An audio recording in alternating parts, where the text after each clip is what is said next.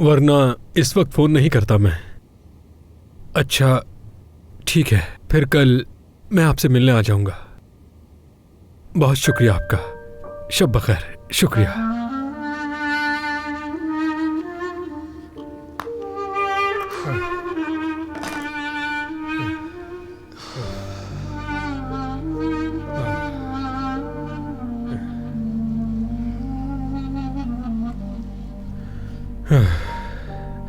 ये क्या है यार, ये इतनी गंदगी अच्छी नहीं लग रही है। थोड़ी सफाई करनी चाहिए।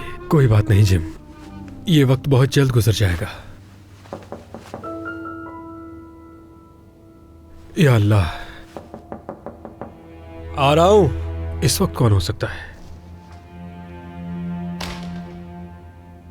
हाँ भाई, क्या हुआ?